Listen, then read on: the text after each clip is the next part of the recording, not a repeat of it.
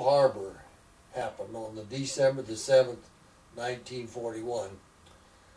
The United States Army was just starting to build up, and they weren't very well equipped.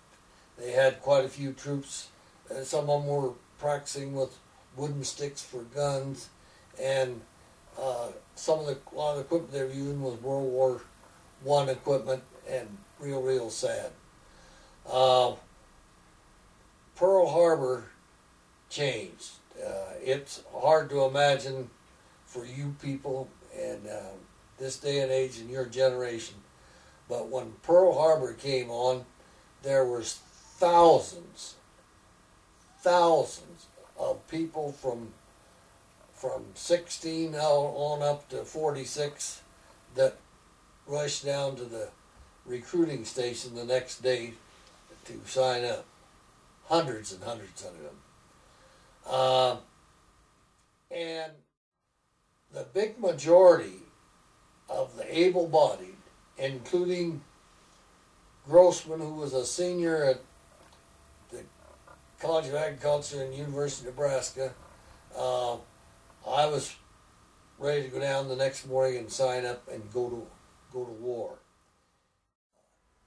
In the time frame where I got volunteered for a paratroopers, I was in an Army outfit that I didn't like, and I wanted to get out. And there was only two ways of getting out. One was to volunteer for the Air Force, and the other was to volunteer to be a paratrooper.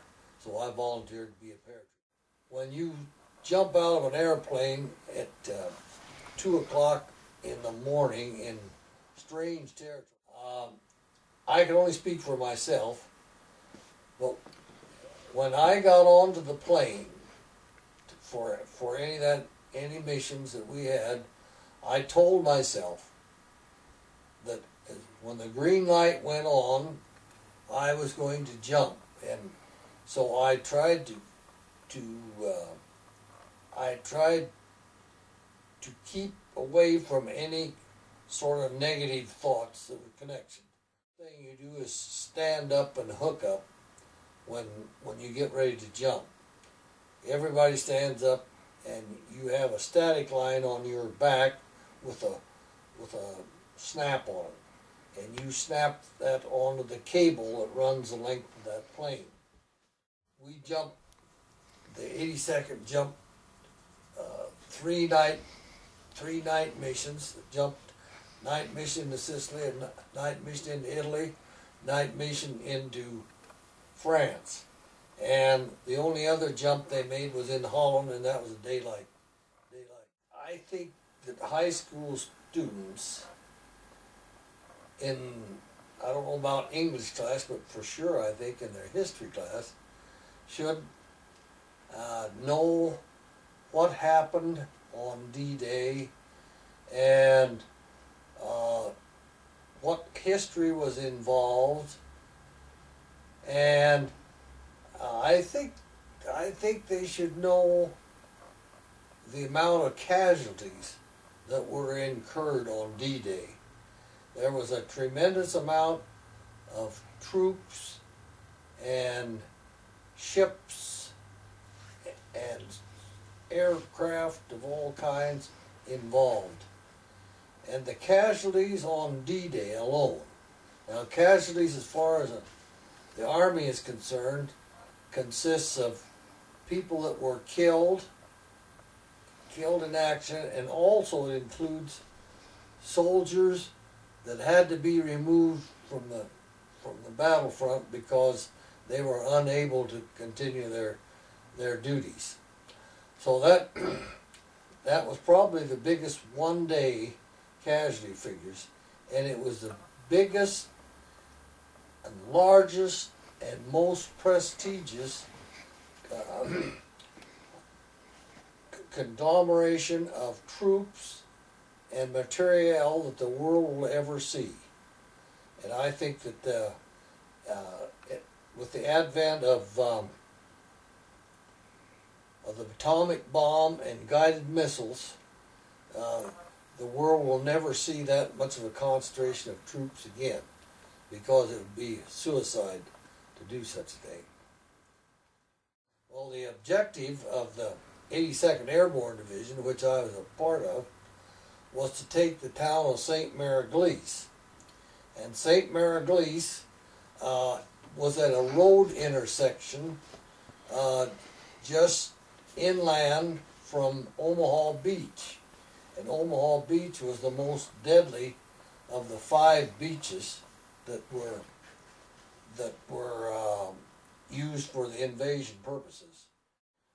In our case, we had a 75 millimeter mule pack howitzer, all in parts. We had to gather that all up and get that together.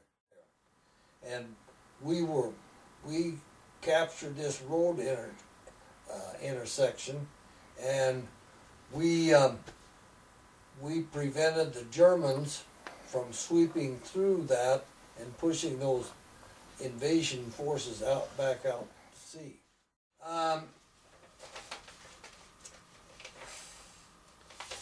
We all knew, when the war was over in Europe, we all knew that it was coming for a while, because the German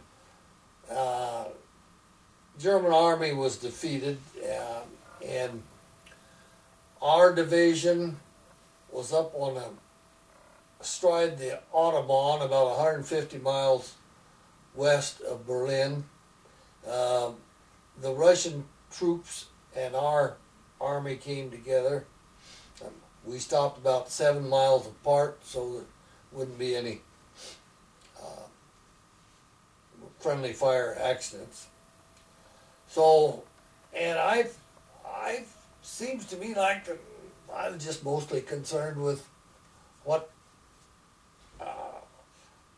it all got over. I was a college graduate. What life held for me, what I could do, and how I could do it, where I could do it, whether there'd be any money, and so forth. I think that was. There was some real joyous reactions. I know, and I've seen film of some in the stateside. You know what happened. We were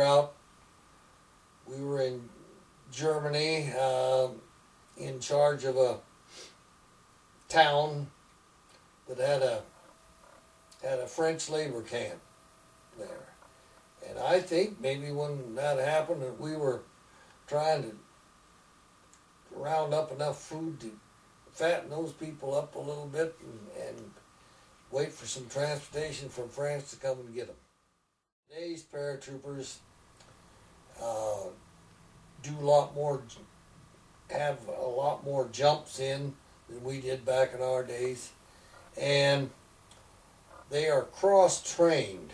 And when I speak of cross-trained, they're trained with all the different weapons that particular unit has.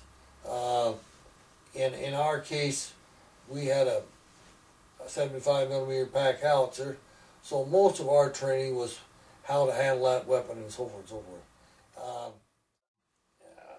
The last 2 or 3 wars that the United States has been involved in,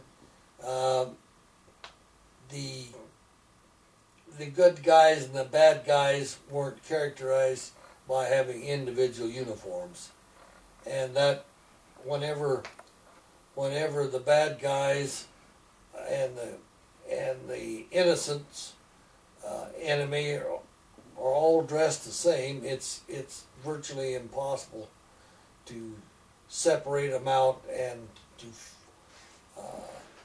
fight a nice, clean war like World War II is I call it a nice, clean war, because the enemy was dressed in one uniform, and we were dressed in another. Primarily, they were on one side of the line that we were fighting, and we were on the other. So there wasn't any particular problem of deciding who was the bad guy and who was the good guy.